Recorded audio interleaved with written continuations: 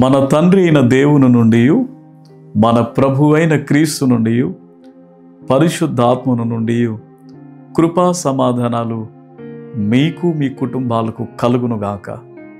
బాగున్నారా ప్రియులారా? చాలా సంతోషం.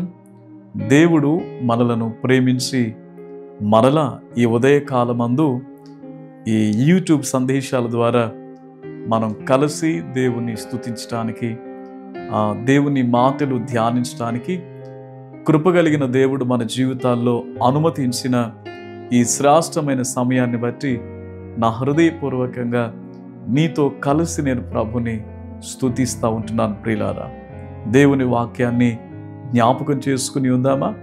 పరిశుద్ధ బైబిల్ గ్రంథము నుండి 139వ సంకీర్తన 1, 2, 3 చరణాలను జ్ఞాపకం చేసుకుందాం. యెహోవా, నీవు నన్ను పరిశోధించి తెలుసుకుని ఉన్నావు. నేను కూర్చుండుట, నేను లేచుట నీకు తెలియను. నాకు తలంపు పుట్టక మునుపే నీవు నా మనస్సును గ్రహించుచున్నావు. నా నడకను, నా పడకను నీవు పరిశీలన చేసి ఉన్నావు.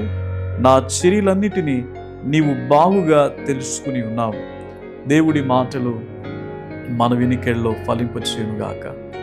ప్రియులారా, చక్కటి కీర్తన, చక్కటి మాటలు ప్రభు మనకు తెలియజేశాడు.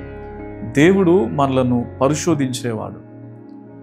మన నడక, మన పడక, మనం కూర్చుండటం, మనం లేవటం, మన తలంపులు మనలో పుట్టకముందే వాటన్నిటినీ ఆయన తెలుసుకున్నటువంటి వాడు.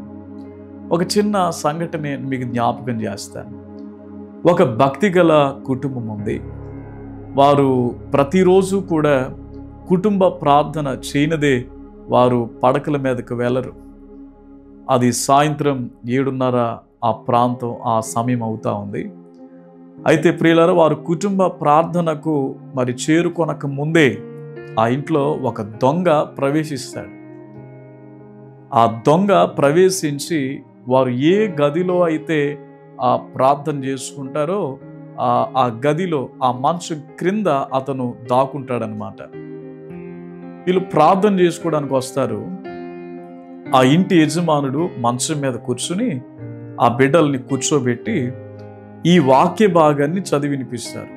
ఏమిటి అని అంటే, మనం చదివినటువంటి ఈ 139వ కీర్తన ప్రారంభ 3 చరణాలు చదువుతా ఉన్నప్పుడు ప్రియులారా, ఈ మాటలన్నీ కూడా వింటున్నటువంటి దొంగకు ఎలా అనిపించిందంటే, ఒక స్నేహితుడు మరొక స్నేహితుడిని పక్కన కూర్చోబెట్టుకుని మాట్లాడితే ఎలా ఉంటుందో అలాగున అనిపించాయి. ప్రియులారా, ఎప్పుడైతే వీరు ప్రార్థన చేసి ముగించుకుని వారు నిద్రపోవటానికి వెళ్ళారో, ఇతను ప్రియులారా వారు వెళ్ళిన వెంటనే హడావిడిన ఆ గదిలో నుండి బయటకు వస్తూ వీరు ఏంటి చదివింది అని గ్రహించి ఆ ప్రియులారా ఆ ఇంటి యజమానుడు చదివినటువంటి ఆ పుస్తకం, అంటే ప్రియులారా ఆ బైబిల్ని ప్రియులారా తీసుకుని బయటకు వస్తాడు. ప్రియులారా, బయటకు వచ్చిన తర్వాత ఆయన చదివినటువంటి మాటలు తన గృహం దగ్గరకు వచ్చి చదవడం ప్రారంభిస్తాడు. ఎప్పుడైతే ఆ దొంగ బైబిల్ని చదవడం ప్రారంభించాడో, దొంగతనం చేయడానికి వెళ్ళాడు. కానీ 2-3 మాటలు, దేవుని మాటలు ఆ దొంగ హృదయాన్ని కదిలించాయి.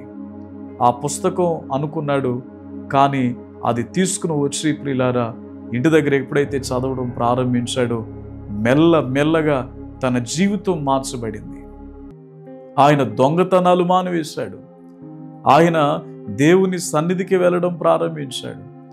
ఆ వాక్యమే తన జీవితాన్ని మార్చింది. ప్రియులారా, నేటి దినాన్న చాలా మంది క్రైస్తవ వ్యతిరేకులు బైబిల్ని ఒక నల్ల పుస్తకంగా చూస్తూ ఉన్నారు కాదు ప్రియులారా.